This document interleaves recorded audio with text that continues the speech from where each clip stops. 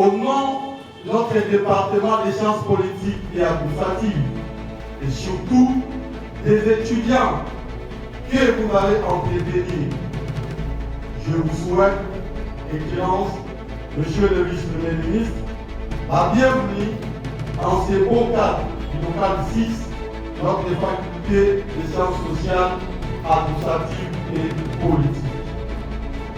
Cette séance académique Excellence, qui ne durera que 3 heures, a un rôle important, celui de permettre aux étudiants de concilier la formation théorique aux réalités pratiques vécues sur le terrain afin de leur permettre de maîtriser les méandres des champs politiques, fonctions gouvernementales et administratives, actions administratives ou managériales. Excellence, Monsieur le vice-premier ministre, chers étudiants, distingués invités.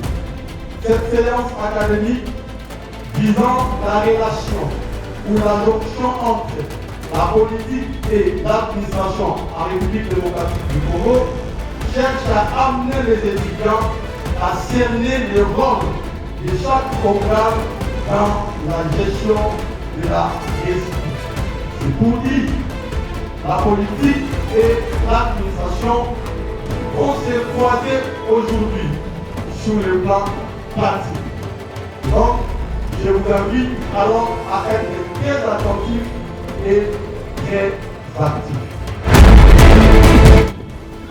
Je me sens honoré d'être devant vous pour partager ces moments avec vous. Je félicite votre professeur de son initiative, son courage de vous faire bénéficier de cette expérience. Et j'espère que ce n'est pas la dernière fois et qu'il y aura d'autres collègues qui auront la possibilité de passer ici pour vous entretenir de votre pays, parce qu'il s'agit de votre pays, pour que vous ne soyez pas de simples marchandises sur le marché, mais que vous soyez des vrais agents, des vrais acteurs dans ce pays pour le réformer, parce qu'il faut le faire. Je vais essayer de vous entretenir un peu très rapidement sur le ministère du Plan qu'on a rajouté cette fois-ci dans ce deuxième mandat du président de la République, donc ministère du Plan et de la coordination de l'aide au développement.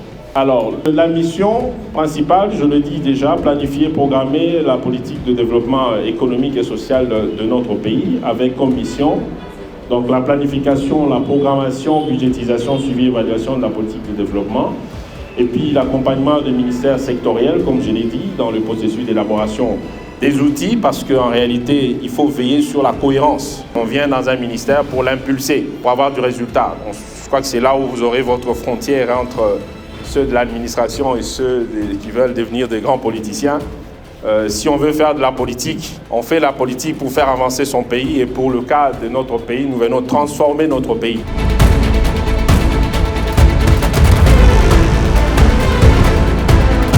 Pour terminer, je dirais, mais bon, ça, c'est plutôt de manière générale. Moi, je suis un passionné des jeunes. Je me suis beaucoup fait accompagner par des jeunes, même juste aujourd'hui. Ça ne veut pas dire que les personnes plus âgées ne conviennent pas, c'est pas ça que j'ai dit.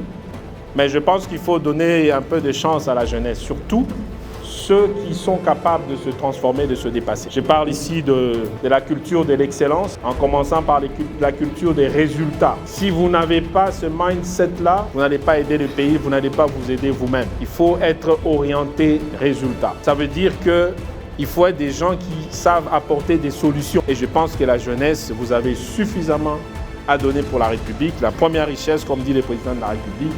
Donc, faites-vous respecter, et je pense que c'est possible parce que, bon, vous avez des gens aussi qualifiés qui vous préparent à ça, et nous restons disponibles pour ce qui nous concerne, s'il faut vous orienter, s'il faut vous guider, parce que c'est ça aussi la République. Moi aussi, un jour, quelqu'un de plus âgé m'a orienté, et voilà pourquoi aujourd'hui j'apporte ce que je peux apporter pour notre pays.